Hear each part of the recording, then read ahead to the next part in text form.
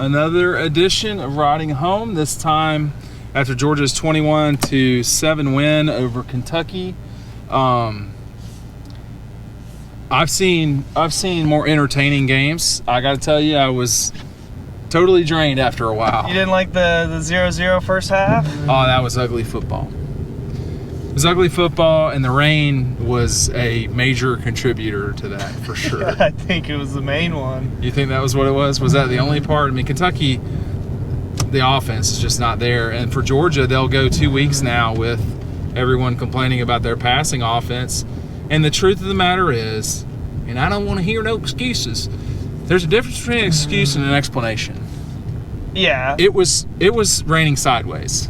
It wasn't raining hard, sure. But it was definitely raining sideways. They were not comfortable throwing the football, period. So they didn't. I mean, what we got the final stats with us? I mean, well, it was I threw something. it away, but 9 of 12 for 38 yards. Yeah, it's like I mean, you don't see that right there every day. A police car getting towed. Getting towed. You get hit? Lots of competition out here in these rough streets. The first half was not good. No, the first half was a problem. Even if it was raining, it was not. Right. It wasn't. I mean, the offensive line wasn't getting any push. I mean, you had the 4th and inches that they got stopped on. Right. And I don't know. I'm not personally in love with the play call. Kirby went to bat for James Coley tonight. Yeah. And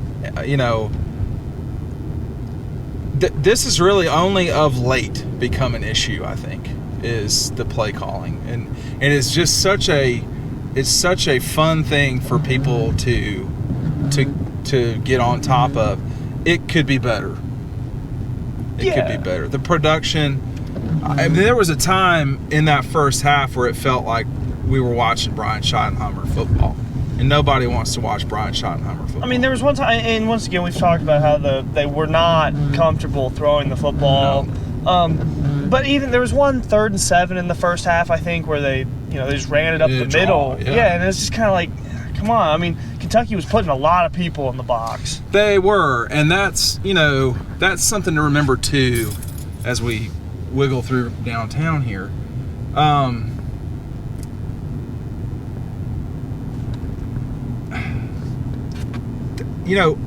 So this always becomes about Florida.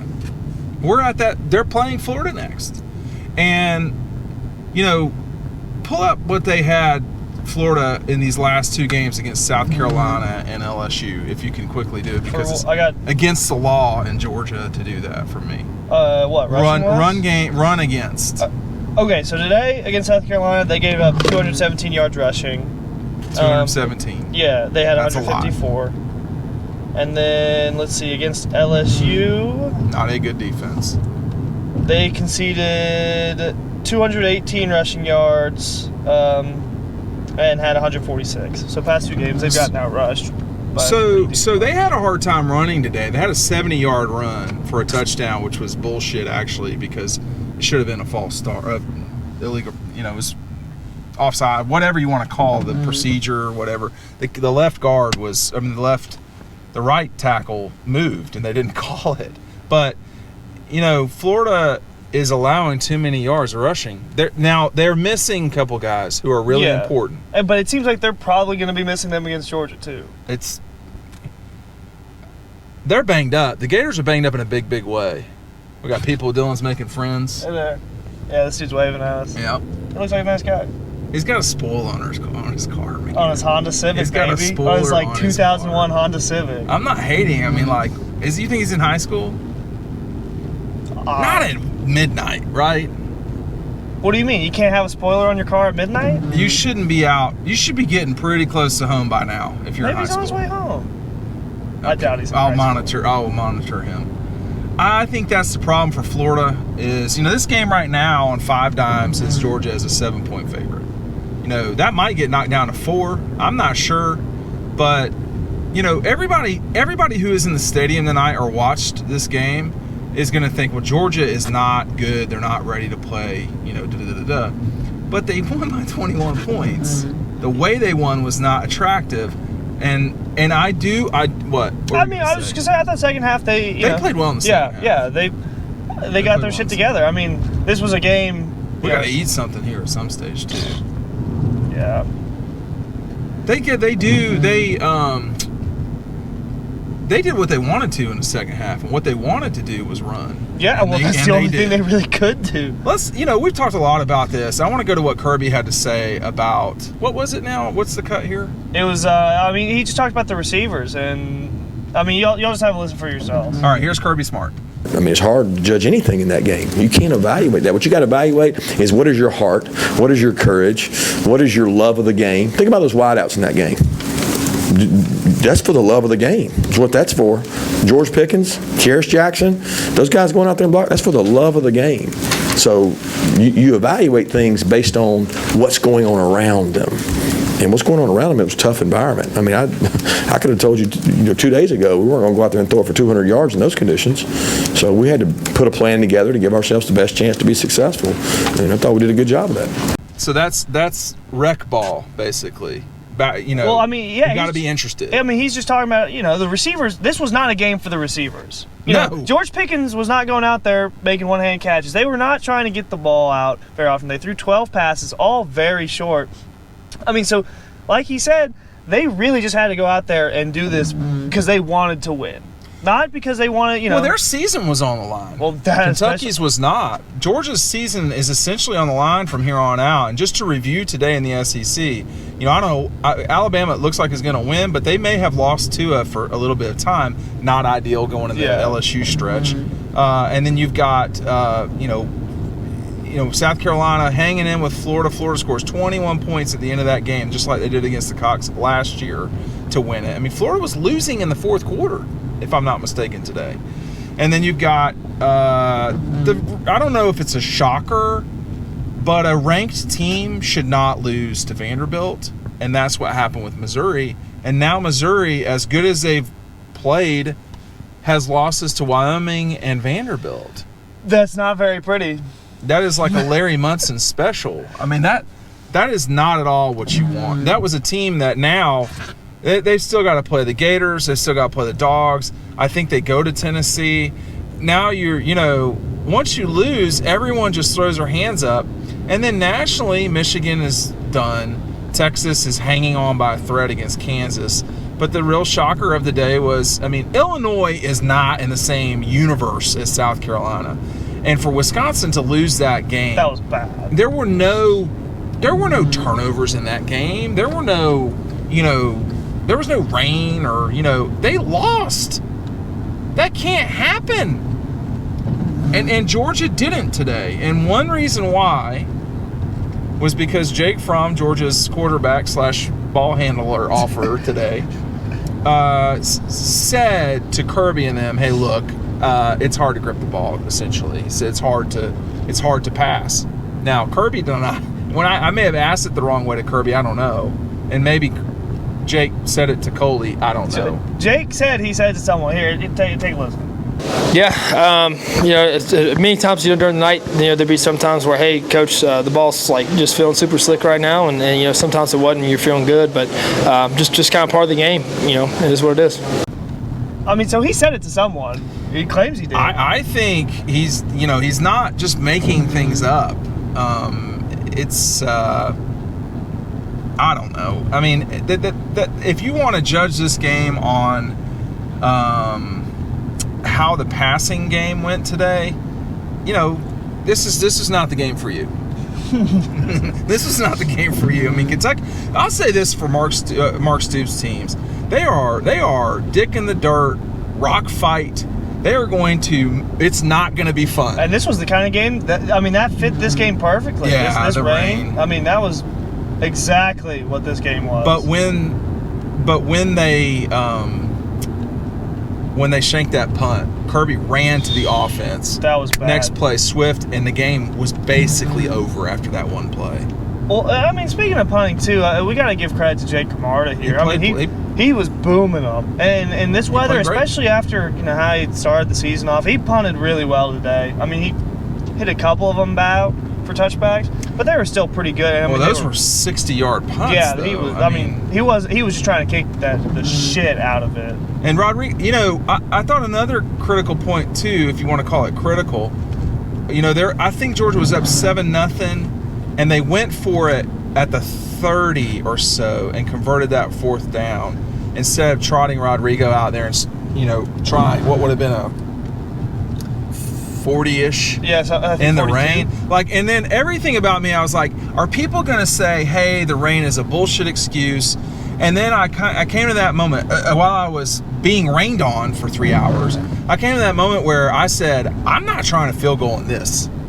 No. Because it's just a disaster. If they weren't comfortable throwing the ball. Why would they be comfortable? Yeah. I mean, a snap to a field goal, that involves a reverse throw. That is a throw backwards. So, look, one other last thing here about the weather. I want to go to what Jake Fromm had to say when I asked him would he hunt in this weather. Okay, so let's listen to what he had to say here. If you were out hunting, would you hunt in that? It's tough. We'd probably be hog hunting. That's what we'd be doing, or duck hunting. Yeah, I've done it many times. So Jake Fromm is all good at hunting in this. He wasn't about playing football. Yeah, he'll go shoot some hogs, ducks, shotguns. But he doesn't want to throw the football. I don't blame him. A gun should not slip out of your hands. No, but a gun can, and if it does slip out of your, one's a turnover, one's maybe killing your friend. This is my safety right here. I wouldn't have wanted to have been out there in that. I mean, I was, and it was not fun. Did you get rained on at all? Halftime, a little bit. Just a little bit. I told you not. You didn't want to go out there, and I actually was correct about it. I did not anticipate it would be that bad. It was for that so long. shitty. And like you said, it really didn't rain that hard, but it was just consistent, it was heavy enough. I think they beat Florida now, and it's not, and the reason why is I think they're a better team. Florida, though, certainly can win the game. They have improved a lot since the beginning of the season. The best team they've played to, the best team they've played, they've lost to. I didn't think they'd lose to South Carolina today, but I did think they'd be in a fight. They won the game. Tonight, we all thought this would be a sloppy game. And, anyway, so I think they will beat the Gators. Where are you at with this game right now? I think it'll be a good game. I would take Georgia right now, but I think it will be close. I mean, I'm saying, down at the 4th quarter. I just wonder. DeAndre Swift has really had a good season suddenly, and we've all just forgotten about it, I guess? Or I guess because I don't know. Dude, he's had didn't he have 150 yards last week? He did. I can't remember the exact. It was a lot, whatever it was. I mean, he always has a good number of total yards, but for some reason, it always seems, I don't know, minimized a little bit. Like when Nick had a big game, or when somebody had a big game, it always seems so obvious. Yeah. I'm not exactly sure why. I don't know, man, but I think it's because with Swift, some of his runs, they come in like 16 yard, he slashed 18 yard. through them pretty good tonight. I mean, 9 yards a run almost. That's legit, man. It's hard to do that shit. I mean, listen, Zamir White is a really good running back, and he is not exploding like DeAndre does. Now, DeAndre, they're different backs. I get that, but Brian Herrien was and he helped them a lot tonight. I thought he gave them energy. There were a lot of guys that gave them energy tonight. For sure, they did, and I know I'm happy to get out of the rain and stop talking about the rain, I guess you could say, but that was a game that people won't remember this game anytime soon. I bet people who went to it will remember. I still remember the 2000 Ole Miss game. Yeah. And it was not fun. It was miserably cold. It was much colder than this, and the rain was worse. It was worse because of the cold, but they just got to get squared away for the Gators. That they are the better team does not guarantee that they will win. But the season's on the line for both these teams. I mean, they both have one loss. This is basically for the SEC East. Well, not totally, because Mizzou can still beat both of them and give them a loss and go. But let's if Missouri had losses to Vanderbilt and Wyoming and then beat Florida and Georgia, that would back to back weeks, I think. That would be nuts. But that, Georgia has shown it can beat a top 10 team. Yeah. Florida has not shown that yet. Yeah. They got credit for losing by double digits on the road to LSU. Because they played well. Yeah. But they lost by 14 points. Mm-hmm. And that has to be taken into consideration too. Right now, it looks like LSU would probably win the conference if you think about Tua being out. If Tua is not in that game, their defense is not good. But if you can outscore the opponent. If you can outscore the guy. Don't matter. But do you match up with Georgia in that championship game, and do you score 50 against Georgia? Because you're going to be giving up points. That seems clear. Yeah, for sure. So I think that's the matchup Georgia would much prefer would be playing LSU. I would think so. But, for obvious reasons, I think. But at the same time, you got to get there, and they're not there yet. We'll see y'all in Jacksonville. We look for everyone subscribe. If you're, we appreciate everybody subscribing on YouTube. Tell us what you think about below. Go over to dogpost.com and see more of our work there. This is only part of our work. Only a smidgen. Small part. Much more of it is in written form and in the community that we have on Dogpost. So go to dogpost.com, dawgpost.com, and we'll see you in Jacksonville. Yeah. It'll be great fun.